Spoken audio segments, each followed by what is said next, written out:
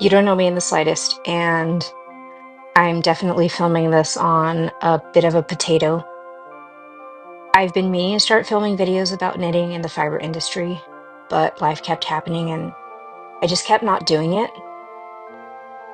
But here I am because I just watched a video on YouTube that finally inspired me to stand up and start talking. My name is Ori. Welcome to my channel. And on this channel, I plan to celebrate the imperfections of handmade crafts. Honestly, reflecting on mine and others' work and overall understanding that glossing over these imperfections for the sake of remaining positive is not as productive as we want it to be. So in this video, I plan to discuss the potential impacts on tariffs on fiber arts in the United States and talk to you about how recent political decisions on the part of the current US government are making our hobby, and for some of us, our livelihoods, greater than just wool, needles, and hands. All snark aside for the moment, let's take a second to answer the question, what is a tariff?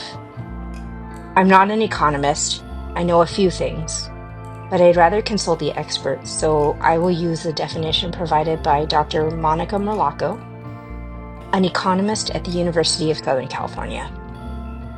He defines a tariff as a tax placed on goods when they cross national borders. And tariffs are typically imposed for protection or for revenue purposes. The ones that we're discussing here are mainly going to be for protection. The protective tariffs increase the price of imported goods compared to domestic goods. Thanks for the definition. You can find the link to the article that I used as well as anything else I used as a resource today in the description below.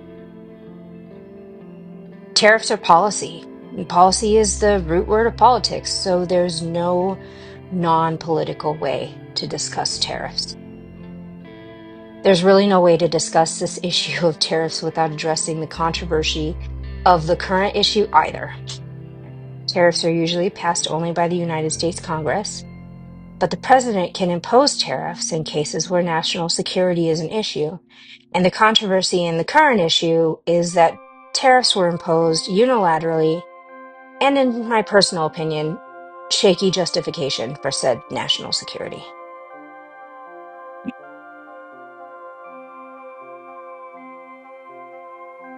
However, since opinions on the justifications for what essentially amounts to an unjust trade war are out of the scope of this video, I want to return to the central issue of the script, which is how those tariffs might affect the fiber arts industry in the United States. While I don't disagree with others on the people that tariffs might affect, the idea that the impacts of those tariffs are trickling down to consumers slowly isn't accurate.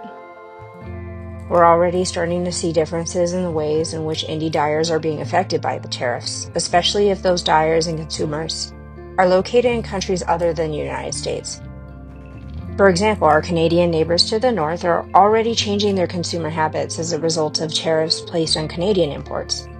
And many of them are choosing to avoid US products entirely. Frankly speaking, I don't blame them. So tariffs and the threat and uncertainty that are associated with them also affect the value of the US dollar. So a surcharge winds up happening on yarn purchased from outside of the country, even if there is not yet an import tax on yarn purchased outside the United States for personal use. So, for example, a €250 yarn order, including shipping, would have cost you about $255 on New Year's Day 2025. The same yarn at the same cost in euros now costs Americans $284, simply because of the difference in the value of the US dollar. Of course, none of this matters to you if your intent is to stop buying yarn from outside the US entirely. This is totally an option for you if your intent is to support local mills and herds, especially those of heritage sheep.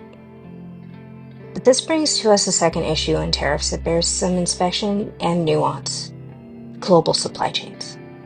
Let's talk about that next. Imagine that you are an independent yarn dyer, and maybe you're already lucky enough to have the pans, pots, and other equipment needed to dye yarn. If not, tariffs on steel and electronics are likely to affect your purchase of those items in the very near future. But even if you aren't, products produced in the USA are not always produced from supply lines that are exclusively located in the United States. For example, the undyed yarn supplier Wool to Dye For carries undyed yarn sourced from all over the world. While they've stated that they plan to absorb the tariff as part of their cost of doing business, not every supplier of bare yarn will be able to take this kind of hit to their bottom line. This will make the overall cost of indie dyed yarn even more expensive for end consumers. Inconsistency of supply as a result of the political uncertainty might also mean that small businesses won't be able to cope, period.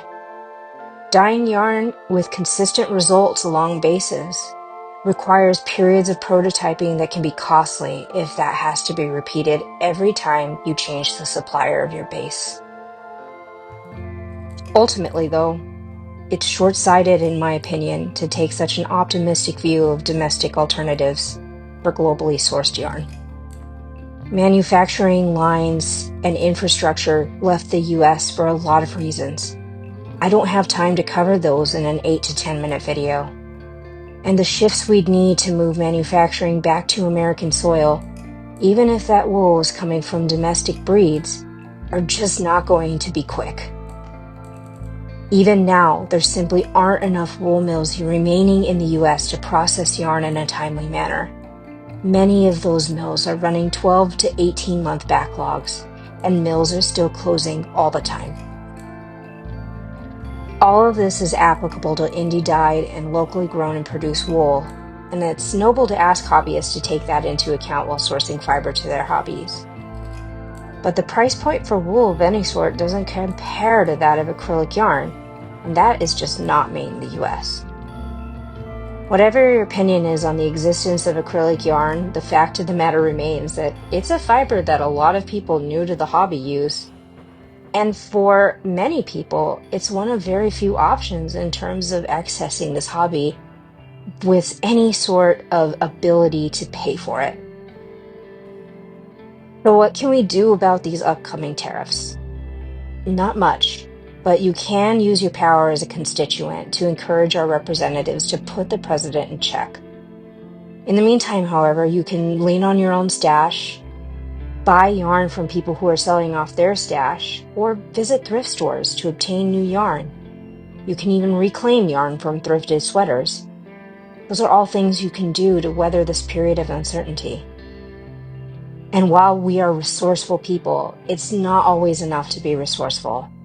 Prolonged periods of economic uncertainty and distress can wreck local businesses and make it harder for all of us to recover. But without getting more incendiary than necessary, I believe that it's tone deaf and inaccurate to say that buying intentionally and adapting is the answer to a unilateral and unnecessary trade war inflicted on some of our most respected partners in global trade. If you have thoughts, I'd love to hear them. And if I have any more thoughts, I'll post another video. Either way, I hope you're well, and I hope you're having the day you hoped for when you woke up. Be well, be strong, and tend the garden you can reach. Goodbye for now.